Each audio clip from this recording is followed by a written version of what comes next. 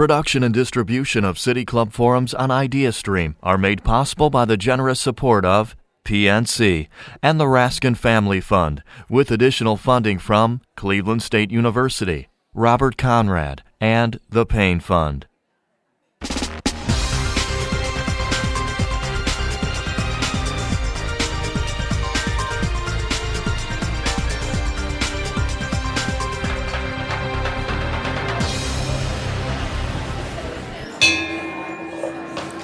Good afternoon and welcome to the City Club of Cleveland. I'm Dan Moulthrop, the Chief Executive here and also a proud City Club member. Today marks what would have been the final forum in our series on family resilience, except that we're going to continue it thanks to the generosity of some of our funders. And I'm pleased to introduce our speaker, Dr. Gene C. Roehlkepartain. He's the Vice President of Research and Development at the Search Institute. For the last year, thanks to the generous support of the St. Luke's Foundation, the William J. and Dorothy K. O'Neill Foundation, along with Goodwill Industries of Greater Cleveland and East Central Ohio, we've explored many facets that affect families and their ability to succeed: poverty, child abuse, neglect, and incarceration. And we've learned about theoretical frameworks that can guide future policy making and program design. We heard from Marian Wright Edelman of the Children's Defense Fund, from Judy Langford of the Center for the Study of Social Policy, Angela Patton, who created a father-daughter dance in a county jail, and Catherine Eden, author of the best-selling book, $2 a Day, Living on Almost Nothing in America. And as I said, today would have been the final forum in this series, but thanks to a commitment from the St. Luke's Foundation, we'll be extending it. We're very grateful. With the help of our speaker today, we turn our attention to the parent-child relationship in an attempt to understand how strong relationships built between parents and children yield significant future benefits. Dr. Roehlkepartain is the author of the 2015 Search Institute study, Don't Forget the Families, the missing piece in America's effort to help all children succeed. In the midst of growing national interest in strengthening children's soft or social-emotional skills as critical for learning, work, and life, the role of the family in this process is often overlooked in favor of academic or scholastic programs. Through Dr. Roehlkepartain's research, which included surveying more than 1,000 parents with children's ages 3 to 13, it was discovered that parent-child relationships are 10 times more powerful than demographics in predicting whether children are on track to develop the critical character strengths they need for success in school and in life. This finding, that family relationships eclipse economic or social standing as determinants of children's success, calls into question conventional knowledge on the factors that affect children's ability to succeed in school and in relationships at work and in life. So the fundamental question here becomes, how do we effectively support these relationships? Dr. Roehlkepartain has some answers. He joined the Search Institute almost 25 years ago. He is the author, co-author, or editor of more than 200 publications, including 30 books and reports, and is the primary creator of ParentFurther.com, Search Institute's online resource for families. Ladies and gentlemen, members and friends of the City Club of Cleveland, please join me in welcoming Gene Roehlkepartain. That last name is a mouthful. Thank you, sir.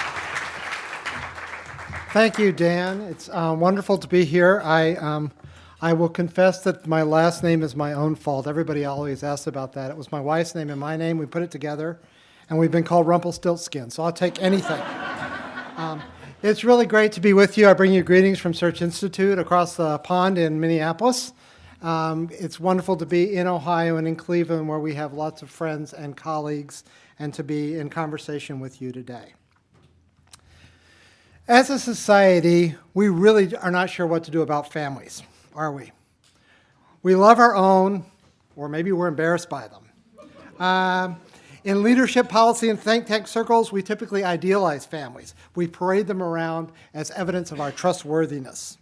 And we claim to be on the side of family values and working families, or whatever the current language is. Families, particularly the types we idealized, have become sacrosanct. That, of course, is unless something goes wrong. And then we assume it's the parent's fault. An uncaring, neglectful, inattentive, or ineffective parent must be blamed for the tragedy, whether it's a mass shooting or a toddler who darts away in a zoo. Less dramatically, we point fingers at families' failures when kids don't show up at school ready to learn, when they don't put away their technology, or when they don't treat each other the way they should. It must be parents' fault. In the worst cases, and there are too many, we intervene because of how families mistreat each other or neglect each other and those that are closest to them. But when families aren't making headlines, we think little about them. We ignore them. We give up on them. They're not our business. We hope they'll muddle through. These conflicting sentiments, the idealizing and neglecting attitudes we have, reflect competing narratives about families in our society. But these narratives, these two different narratives, really only capture, at best, part of the story. More problematically, they're neither helpful nor hopeful in how we shape our schools, our communities, our neighborhoods, our communities of faith, and others to partner with families to be strong and effective in the 21st century. It's time I propose to create a new script, a new narrative about families in America. This exploration begins with a fundamental and still controversial question about whether families are in the midst of a major decline or whether they're in a transformation that opens up new possibilities for freedom and thriving. So it's almost a cliche to say that families are in change. In the United States, the past half century has seen delayed childbirth and marriage, as well as increase in cohabiting couples, participation by the workforce by women, and a whole other set of changes in society. In addition to shifts in these egalitarian values, family life has become more complex and less sequenced. For example, a federal study found that 2/3 of unmarried mothers have experienced one or more partner changes by the time of their child's 3rd birthday. So families are changing. We know that. And many of us are part of those families and these and other shifts. In fact, if you go to family gatherings these days, as I sometimes do, we have a mix of traditional, blended, gay, straight, interfaith, interculture. You get the idea of families, each of us in our own ways. And we can all tell stories about our own families for better and worse. Each of us responds to these changes in different ways based on our own beliefs and perspectives. The narratives we internalize to understand these patterns have profound implications on how we respond to families. I see 3 broad responses at play. One is the idea that we reclaim the family. The second is we embrace diverse families. And the third, which I think comes between the two, is focusing on strengthening all families. The dominant narrative in response to some of these changes has been to lament the decline of families, often arguing that families are under attack. For example, a national poll of 3,000 U.S. parents by the University of Virginia found that 64% of parents said family life has declined since they were growing up.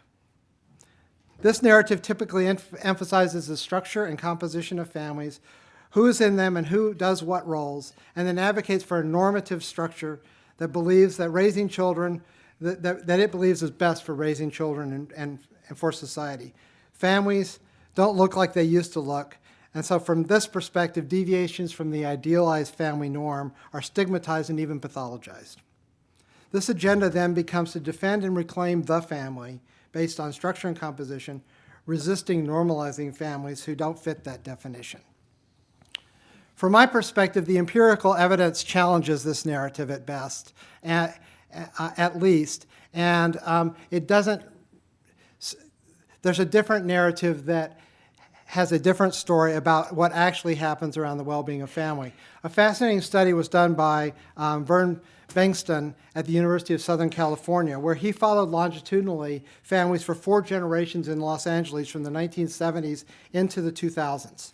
And they included 4 generations, and he said, in the context of cultural changes reflecting increased individualism and altered family forms and functions, we had anticipated considerably greater evidence of weakening of parental influences. So that was the hypothesis they went into the study.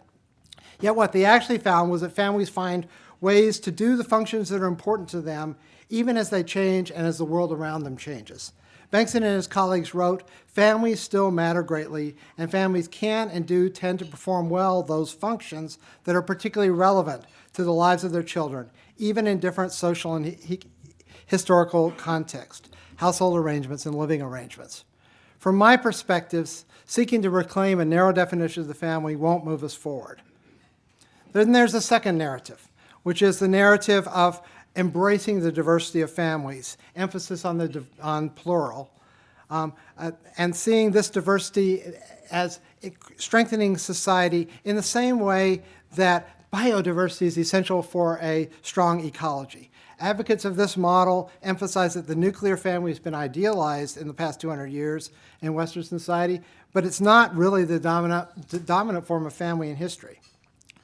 The loosening of social taboos that kept abusive families together and suppressed individual identities and expressions have opened up opportunities for greater personal fulfillment and greater justice and inclusion in society. So this narrative would go. A more personal polling question reinforces this narrative. So remember, the one poll asked about how families have changed and people saying the families have declined.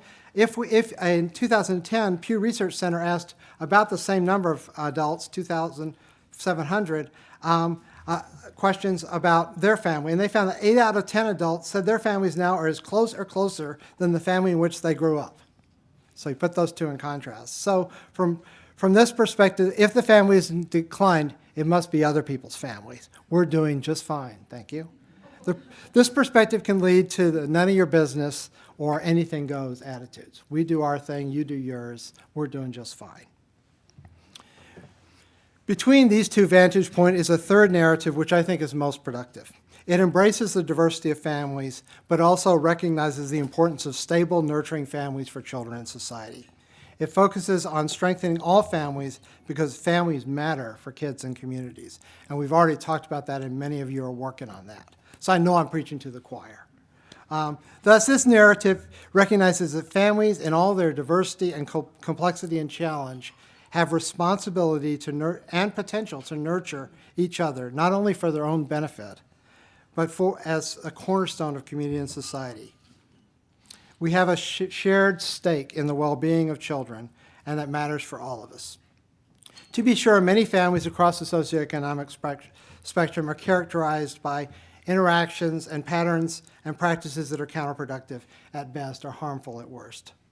And at the same time, with very rare exceptions, families want to be nurturing, life-giving, and wells of support for each other. This narrative is in line with decades of research that have seen a shift toward more balanced and nuanced understanding of families.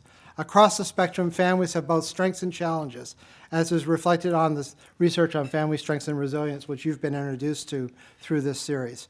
Froma Walsh, one of the pioneers in family resilience, described the approach this way. A family resilience approach shifts from seeing families as damaged to viewing them as challenged. It seeks to understand how families can survive and regenerate even in the midst of overwhelming stress. A family resilience perspective affirms the family's capacity to self-repair. This narrative of strength and resilience accepts, even embraces the diversity of families, but it also recognizes the responsibility of families and society to adapt and ensure and adapt to fulfill their obligations and responsibilities to each other and to society. Unfortunately, in the midst of our debates about families, we haven't provided the supports and opportunities they need to adapt to the new realities. As Michael Weir wrote recently in The Atlantic, our policies have failed to address this new landscape, and because of this, we are inhibiting one of our nation's greatest contributors to public good and Americans' most personal aspirations, families. The Strengthening All Families narrative seeks to identify and build the strengths already present in each and every family. At the same time, it invites them into relationships and practices of family life that help them grow stronger together and work toward their own aspirations for their children. But where do we start? I propose that we start with what's at the heart of family life and the greatest source of power, their power in children's life, relationships. Now, at some level, that seems obvious. Duh, relationships, huh? But sometimes the obvious is the hardest to see, right? And I would argue that sometimes that's the thing we pay attention to the last. We can argue in education as a parallel that in the 90s we identified 3 new R's: rigor, relevance, and relationships. And we put millions of dollars into rigor, billions maybe, And we put millions of dollars into relevance, and we kind of set aside the relationships so kids would have time to take tests. But we know the relationships, the power of relationships is well established in the research. About 50 years ago, the influential psychologist Urie Bronfenbrenner said every child needs at least one adult who's crazy about him or her. More recently, the National Scientific Council on the Developing Child at Harvard synthesized the research on childhood resilience and concluded the following. Whether the burdens come from hardships of poverty, the challenges of parental substance abuse, or serious mental illness, the stresses of war, the threats of recurrent violence or chronic neglect, are a combination of factors. The single most common finding is that children who end up doing well have had at least one stable and committed relationship with a supportive parent, caregiver, or other adult. The research is there. It's easy to assume that parents and other good-hearted people will just naturally do good relationships, but it doesn't always happen that way. Besides, it's easy to get so caught up in the practical demands of being a family together and working and all the other things in life that we can lose that focus. But what might be possible if we became more intentional and explicit and consistent in how we built relationships with kids in our families, schools, neighborhoods, congregations, and other organizations? At Search Institute, we've embarked on an ambitious applied research agenda aimed at identifying, understanding, and strengthening tangible aspects of relationships that matter in young people's lives. More than an academic exercise, we hope that what we learn together not only helps us remember what's important, but it helps all of us, including parents, get better at practicing relationships. Last fall, we released a national study of families that Dan mentioned that was conducted with the generous support of Walt Disney Parks and Resorts. For this study, we surveyed 1,085 parenting adults with children ages 3 to 13. These families reflected the rich diversity of economic, cultural, structural, and educational realities of families in the United States. At the heart of this study was a framework that we call developmental relationships. We include the word developmental to emphasize that we're interested in relationships that meaningfully help young people grow and thrive. So there are lots of kinds of relationships we have. What happens in relationships that help kids grow and thrive? Thus, we describe developmental relationships as close connections through which young people discover who they are, gain abilities to shape their own lives, and learn how to interact with and contribute to the world around them. 3 measures of thriving, one might argue. In designing the study, we talked to youth, parents, educators, and reviewed existing literature to identify specific aspects of relationships, specific actions we take in relationships that seem to matter. We ended up exploring 5 elements of relationship that we hypothesize make a big difference in kids' development and thriving. I should emphasize as we talk about these that almost by definition, actions in relationships are two-way. Right? A relationship is a two-way thing. And with each person in the relationship engaging with the other in these positive ways. For clarity's sake, we've articulated them from the perspective of what a child or a young person needs in relationships. But when we introduce the models to families, one of the most powerful and insightful things we see is young people, children, internalizing what it means to show mom that you care, or sharing power with parents, or thinking about my own responsibility and how I'm being challenged to grow. So the idea of the 2-generation models that Family Connections talked about is really at the heart of what makes relationships strong. So in all of this, we've identified 5 elements of developmental relationships. And I'll just briefly survey these. First is expressing care. You guys know what that means. A young person might articulate this as, show me that I matter to you. We express care when we really listen. That means turning off the cell phones. When we're warm, when we're dependable, when we're encouraging, when we let kids know that we believe in them and we value them. The second dimension is a balance with that around we challenge them to grow, or we push them to keep getting better. This is the high expectations that you hear in a lot of the research. This challenge shows up in how we stretch each other, hold each other accountable, expect the best from each other, and reflect with each other when things go wrong and what we can learn from our mistakes and setbacks, because they happen. The third element of relationships that we measured focuses on providing support. which young people might describe as help me complete the tasks and achieve goals. We do this by helping them navigate systems, build their confidence, advocate for them, putting limits in place, and keeping them on track. All the practical ways that we help kids go where they need to go without taking over for them. And many of you do that every day in your work.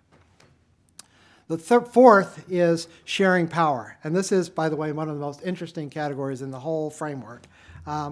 In sharing power, young people might express something like, treat me with respect and give me a say. We share power by showing that respect, including children, collaborating with them, letting them take the lead sometimes. And I'll note that no aspect of this framework gets more attention than sharing power. When we do workshops with kids and parents together, this is the thing they most remember, is what does it mean to renegotiate bedtime, or to think about how we do homework, or all of these other things. And if you really want to have a robust conversation with parents, ask them about sharing power around technology use. You know where that's going. So this is powerful stuff, and it's controversial stuff in some places, and we have to think about what it really means in life. But it's part of what any relationship is about, how we share power in that relationship. And that's true in our relationship with our kids. What I'll just note is it's not saying equal power, and it's not saying giving up power. It's about sharing power. Fifth, expand possibilities, which we would be described as connecting me with people and places that broaden my world. We do this in ways that inspire young people to grow and broaden their horizons and make connections to other people who help them learn, grow, and thrive. So it's not all about what happens in the family. It's about how the family is open and connected to the world around them. So 5 areas, and if you want more about those, you can go to our website. Within these 5 elements of relationships, we then look at 20 specific actions that you can do in a relationship, and we won't get into all of that level of detail today. But suffice it to say that we're trying to get to a practical level where you can begin to see that one way we express care is to listen to kids. One way we share power is to respect each other. So you can begin using that as a tool for learning and growing. And by the way, this study focuses around families, but other relationships between teachers and students, mentors and students can also be part of those kind of conversations. So, going back to the national study, now that we've presented the framework, let's see what we learned about their relationships. I'll highlight just 3 takeaways. The full report is available online if you want that. The first is that developmental relationships can happen in all kinds of families. We asked parents a number of questions about their actions and attitudes, and then we developed scales that measured the strength of each of these 5 elements of a relationship. What we found is that across the spectrum of families report a lot of strength in the first 3 dimensions: expressing care, challenging growth, and providing support.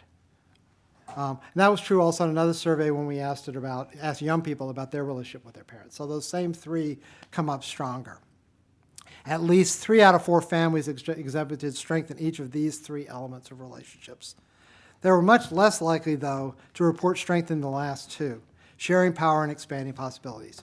In fact, fewer than half of the families that we surveyed showed strength in these areas, with only 1/3 of them showing strength in expanding possibilities. It is important to note that we saw a relatively difference in the quality of relationships across the diversity of families we studied. For example, we saw few or no statistically significant differences in family reports of these 5 elements across racial and ethnic lines, income, parent education, family composition, immigrant status, and community size. Families in all circumstances can have these kinds of relationships. Not all families do, but it's possible across a range of families, and that demographic factors are not your destiny. The second key finding from the study is that relationships contribute powerfully to kids developing the character strengths that they need to thrive in life. Particularly important in the framework is the idea of sharing power, when that seemed to be the best predictive of all the 5 elements in terms of growth and learning. Many things can contribute to kids developing character strengths, but family relationships seem to have a particular power. In fact, as Dan mentioned, family relationships predicted measure of thriving 10 times more powerfully than demographics predicted that measure of thriving. So we think there's something here to be paying attention to in family relationships.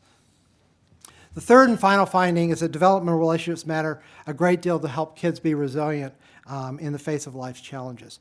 As I mentioned, we did another small pilot study with 600 families where we surveyed teenagers and their parents together in the same family. And we asked the parent about 13 different life stresses that they'd experienced. And then we looked at families who had experienced the highest levels of stress, focusing on what was happening in the relationships in those families.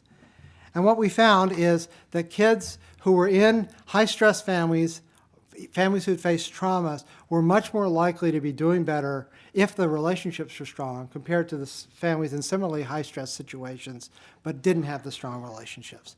In fact, those youth with strong relationships were 19 times more likely to be motivated in school, 15 times more likely to take personal responsibility for their actions, and 11 times more likely to have a sense of hopeful purpose for their future.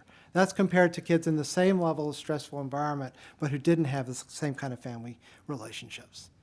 So what we think is there's something going on here, at least in this pilot study, that says that the power of our relationships, the strength of relationships, can be a lifeboat to help us through challenging times. Doesn't mean we don't need as a society to deal with the challenging circumstances, but it does suggest that those relationships can be powerful in helping families survive those times and thrive in those times. So these findings give us some ideas about how families are doing and dealing with the strengths and challenges. How do we respond to that? And I would suggest there's three different shifts in the narratives that we need to make that reinforce the idea of strengthening families. The first is a shift from emphasis on programs to an emphasis on relationships. With few exceptions, most institutions have assumed that the way we engage families is to provide more programs for them. And our job is to sell them on what the good things we have to offer for them, right? I hear a little bit. And some of those programs are really good, so I'm not dissing that. But the leaders who are most successful in engaging families, particularly those who have been disconnected, invariably point to building trust in relationships as the foundation for engagement. To adapt that widely quoted aphorism in education, parents don't care what you know until they know that you care.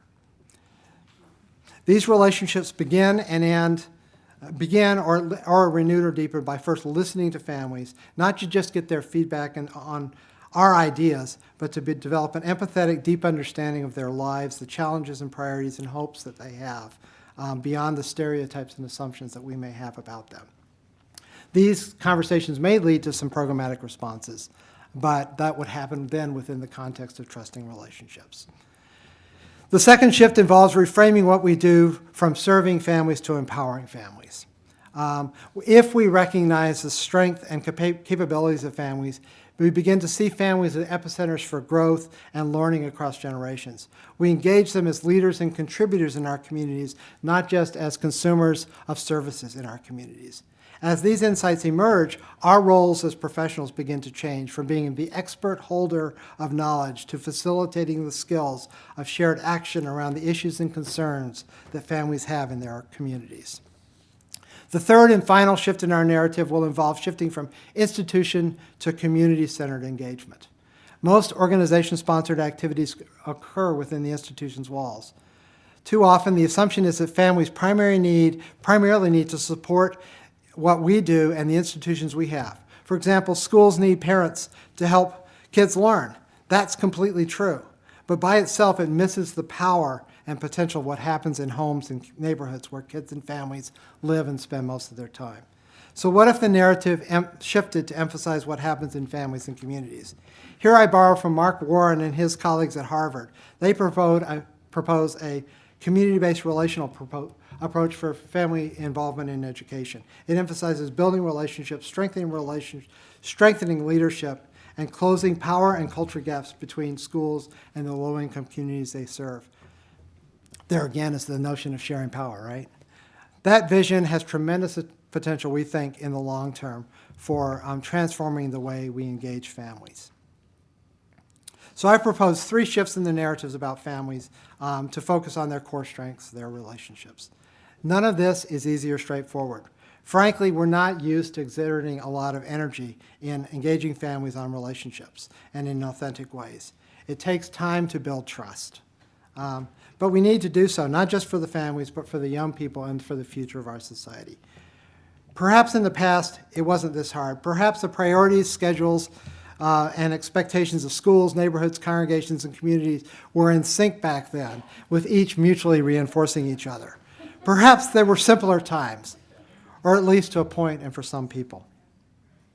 But for others, particularly those who've been on the sidelines and marginalized, that was certainly not the case. But however we review the past, it is abundantly clear that autopilot no longer is an option if we want to do the best for our kids. Partnering with families invites us to craft new narratives that weave wisdom from the past and new possibilities for the present and the future. What that looks like is likely to come from sitting in meetings, developing strategies to hook families. It's much more likely to emerge from listening to and authentically engaging with families with all their problems and possibilities in real relationships and on their own terms. It will emerge from empowering and supporting them to find their voices and living out their priorities and aspirations in their own homes, communities, and the world. Perhaps then we'll have a better sense of what to do about families. Yes, we may still love our own and be embarrassed by it, but we'll also have a more honest and balanced understanding of both the strengths and the challenges that families face as they seek to nurture the youngest members of our society. And we'll be there with them to ensure that each and every young person has the supports, relationships, and opportunities they need to succeed in a complex, challenging, and exciting world. And I hope you'll join with me in telling that story. Thank you.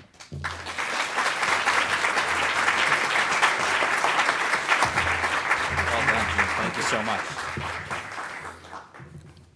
Today we are enjoying another forum, another installment in our Resilient Families series. And today's is a conversation with Dr. Gene Roehlkepartain, Vice President of Research and Development at the Search Institute. We're about to begin the Q&A, and we welcome questions from everyone, City Club members, guests, students, and those of you joining us via our webcast. If you'd like to tweet a question, please tweet it at the City Club, and we will try to work it into the program. We want to remind you that your questions should be brief and to the point. Holding our microphones today are Marketing and Outreach Fellow Faye Walker and Director of Programming Stephanie Jansky. May we have our first question, please?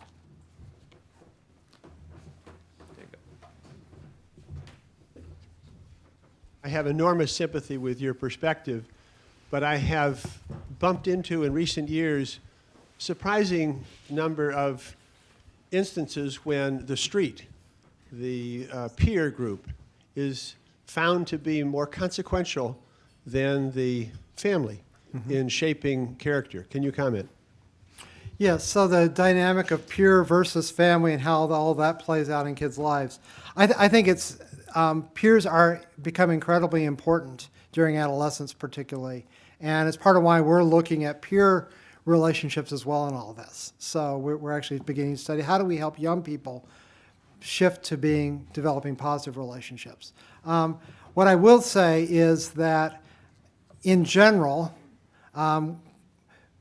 kids, the evidence is that families remain significant and important throughout adolescence, even as peers become more important. And there's actually a lot of research on families being important for some things and peers being important for others, and that shifts for a different family. So yes, families by themselves families by themselves can be an island of strength, but it can be particularly challenging if the other influences are not aligned. So at some level, yes, we emphasize strengthening families, and we have to recognize that families live in communities that may or may not be supportive of strength and well-being. So I think the danger that we have in terms of our work with families is if we assume that once kids start being influenced by the peers, that parents and families don't matter anymore. Sometimes kids will experiment with things to fit in a peer group, and then they come out the other end looking a lot like their parents.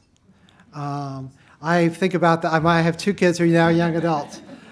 We can all hope that, I think, or something. Maybe we hope it.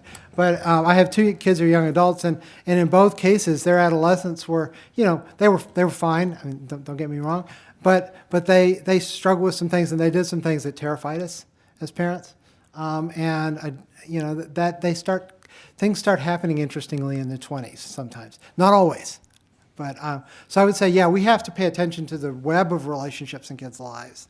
And how do we help all of those relationships be strong, including peer relationships, family relationships, other adult relationships, teacher relationships.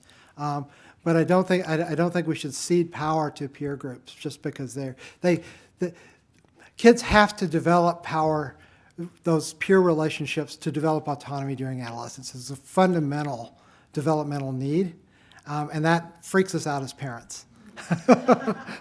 And at the same time, they're doing that with signals going off in their brain of figuring out how they resolve the conflicts between those. And sometimes we have more power in that than we think. So, yes.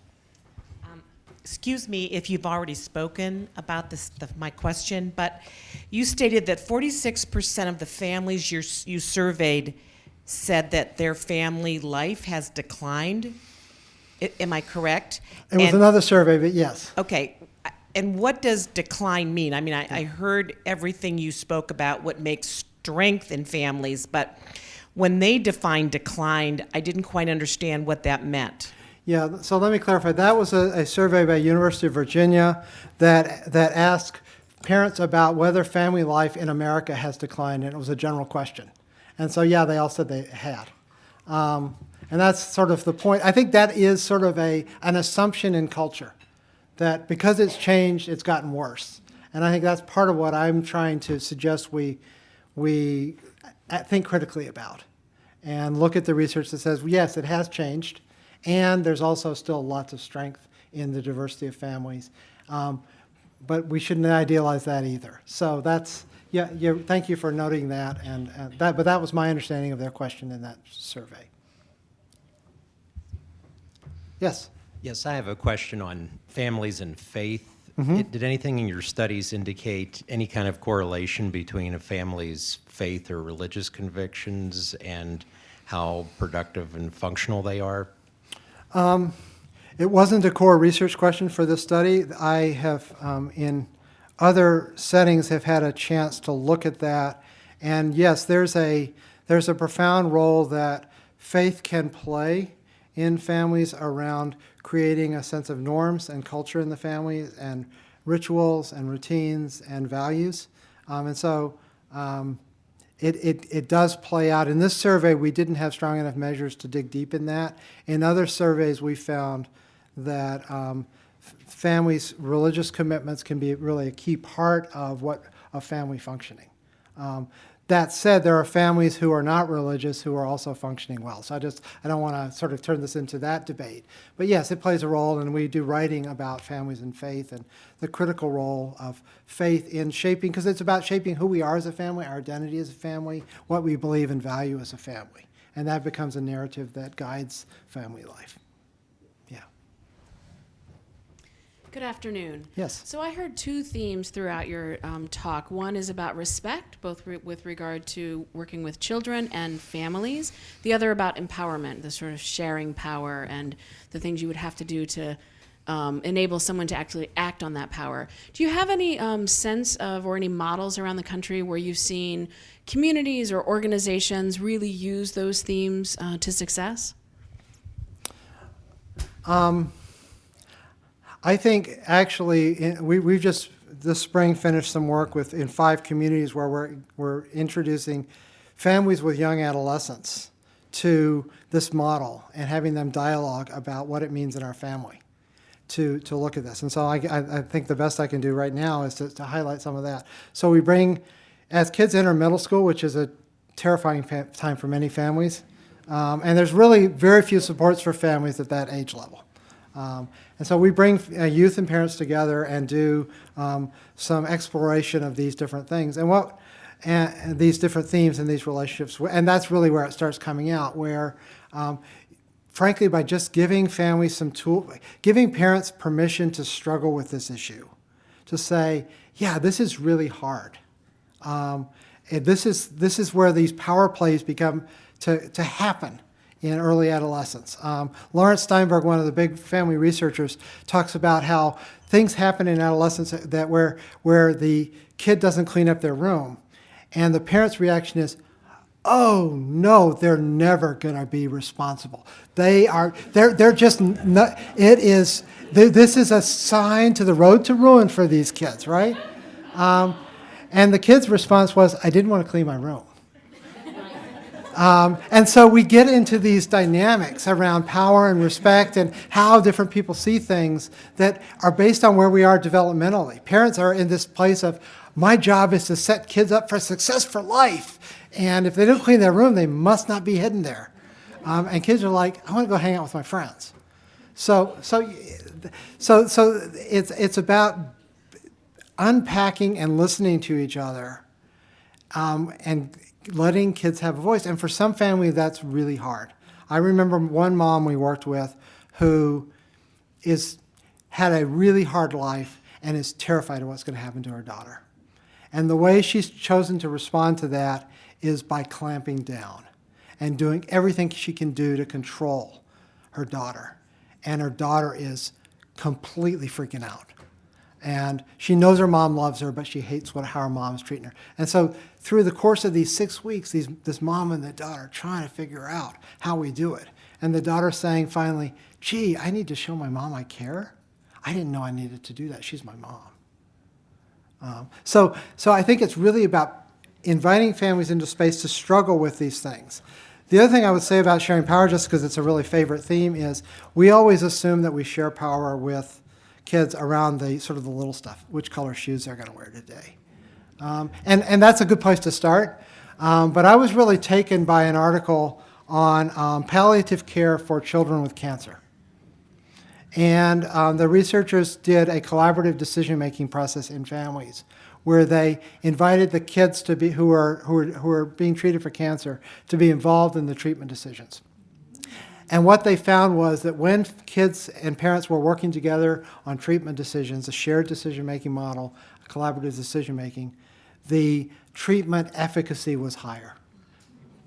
So yeah, we can say that we'll keep the tough stuff to us, but engaging kids in the real issues that they're facing and giving them a voice and a say, again, not ceding power, but giving them a voice and a say in the things that matter, can be part of them taking ownership in their own choices and their own lives. So. You spoke about how strong families can help alleviate high stress in family life. And I'm wondering if you have looked at, or if you may look at in the future, a comparison between families with strong relationships and high stress versus families with poor relationships but low stress, to see which children end up thriving in those two situations. Yeah, we haven't done that analysis. I think that's really fascinating. And I think you're onto something there around families that are disconnected from each other, even if they may not experience some of the other hardships, don't have those bonds, that attachment, and that deep sense of being in this together that may undermine their development. So I don't have the data on that, but that's an intriguing question. So I'll have to look at that. We have a paper for a conference this fall that we can maybe deal with that. So yes. Gene, thank you again for joining us today. I wanted to ask you, you mentioned earlier about how people are stressing out because family life is declining, quote unquote, but your point of view is that it's really just changing. One of the most dramatic ways it's changing has to do with the introduction of technology into just about all of our relationships. Does the research say anything about how you can leverage technology to strengthen parent-child relationships? Wow. You're going to make me go there. No, I think it's really a great question because the assumption has been that parents' role is to manage and control the negative impact of technology. And that's sort of been it's terrifying and scary, so we can't use it. I think there is emerging research around how technology helps us stay connected, how it expands possibilities in the world, how we monitor what's happening with kids so that we know what's going on through technology. I think what we're trying to figure out, and then we're doing this together with others, is how do we understand the virtual world as a new neighborhood that kids are growing up in? And there's threats out there, there's dangers out there, and there are opportunities out there. And how do we use some of the same skills, some of the same opportunities to set boundaries, to talk about stuff, to engage with kids around those issues, so that it is part of kids' world. And I think there are ways that we have to, as parents, set boundaries on that, and there's ways we have to help them learn to navigate that. And so how that all works, I think, is still a work in progress. But I think it's not helpful to just sort of run screaming and assume that technology is a problem for our kids. The other thing I will say that actually is a larger problem around technology that's emerging in the research is kids complaining about parents on technology. And the parents not paying attention to the kids because they're paying attention to their smartphone or their email or whatever, their Facebook feeds about how great their family is.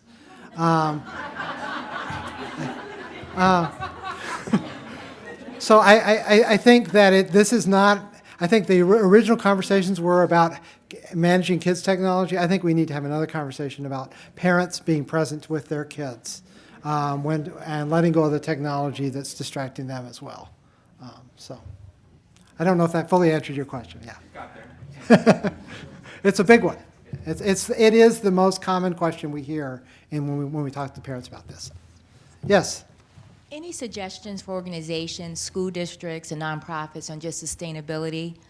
I think everybody here understands the importance of families, but the bottom line for our politicians and our schools are the academic outcomes. Mm-hmm. And so how do organizations that are constantly scrambling for money to engage family and do some of the things that you suggest, any recommendations of funding sources or other places that might? Boy, if I'd figured that one out. No, that is the real problem, because we've sort of assumed that we have to pay teach the class to get the test score results. I'm not sure that actually results in good test score results, but we can have that philosophical debate elsewhere. I think part of our challenge is collectively we need to do the research that connects the dots. So we need to, in our research at Search Institute, we're starting to develop measures of family relationships and start tying those to student achievement, so we can begin looking at these connections. Because until we do that, either until it becomes self-evident, where people say, yeah, we just got to fund that, which I think we're a ways off from that. Until we do that, we have to continue to show the broader array of things that impact kids' academic achievement and their success in school, work, and life, and show the evidence that connects the dots. And so that's hard work, but I think that's part of why we wanted to go to the trouble of operationalizing a definition of relationships, dimensions of relationships that we can then measure and then track to see how they're tied to different things. So, for example, we can see that developmental relationships between kids and parents are associated with motivation to learn. That's a start. And so but it is the work we have to do, as long as we as a society see that as our only outcome of interest. So, yes? Hi. Has your study involved any estimation or consideration of the impact of culture and systems upon the family, and your approach in terms of looking at, for example, back in the 50s and 60s when there was huge obvious oppression upon people of color, yet it seemed that their families were strong and resilient.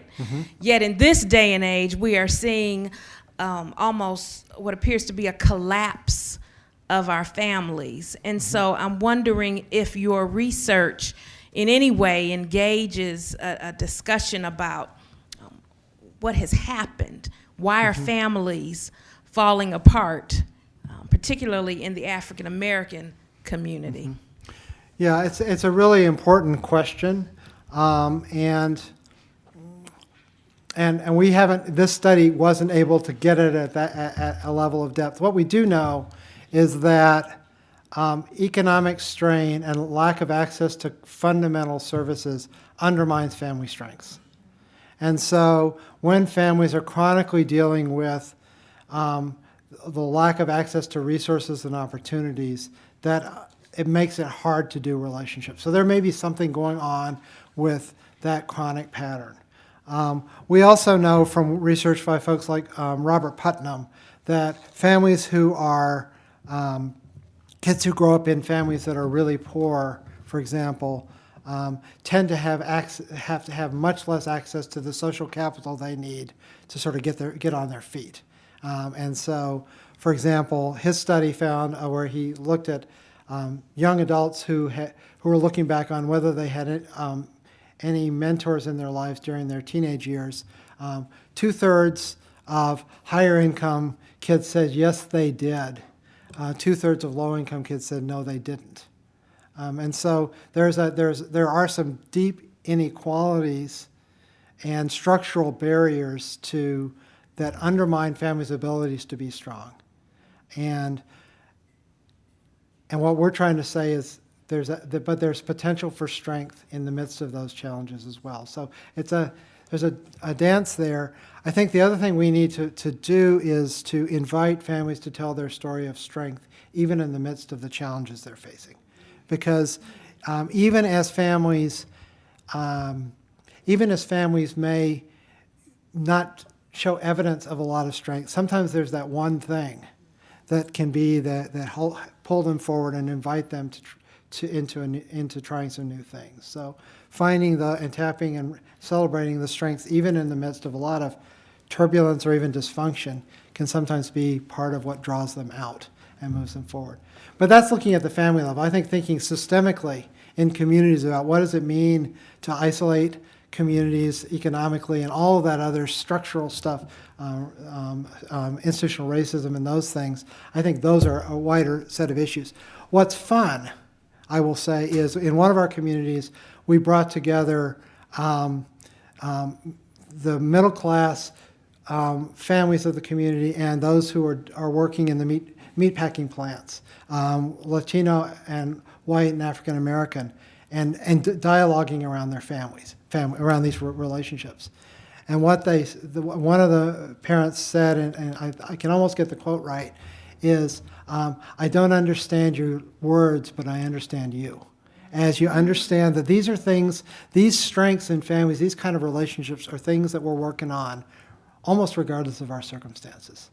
And so finding ways to come together around our relationships and learning from each other there's a new opportunity for breaking out of some of these silos, I hope. I'd love to see that would happen.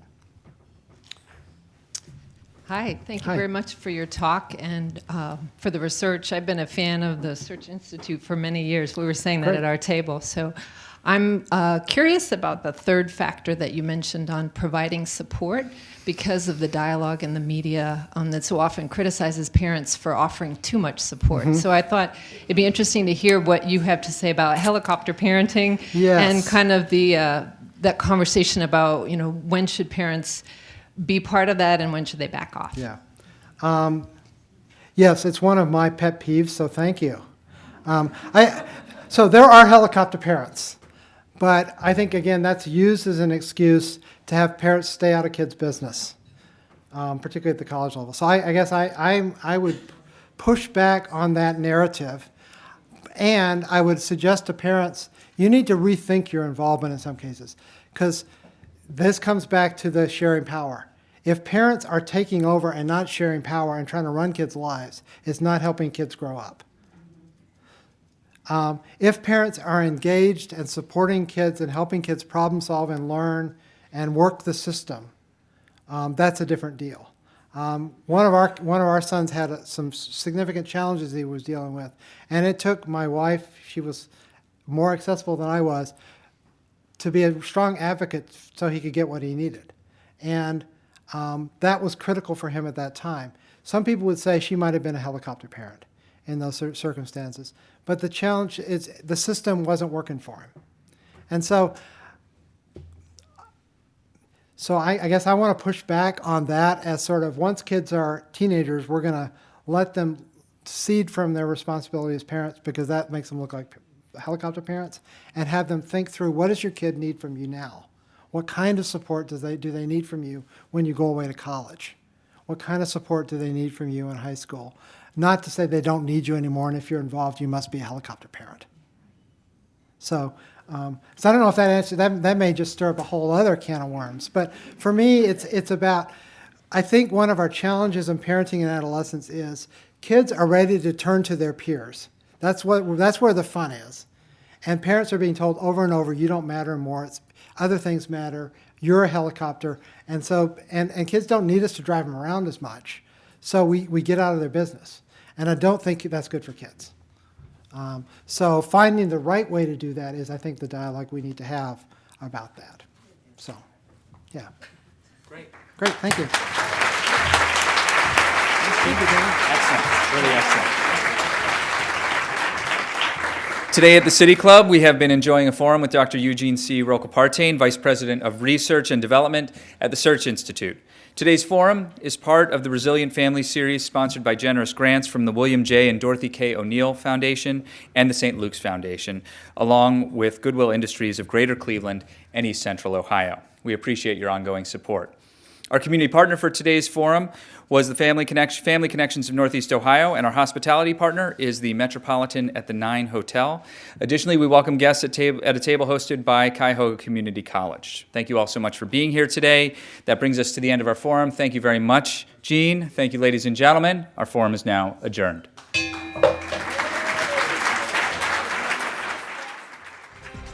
For information on upcoming speakers or for podcasts of the City Club, go to cityclub.org.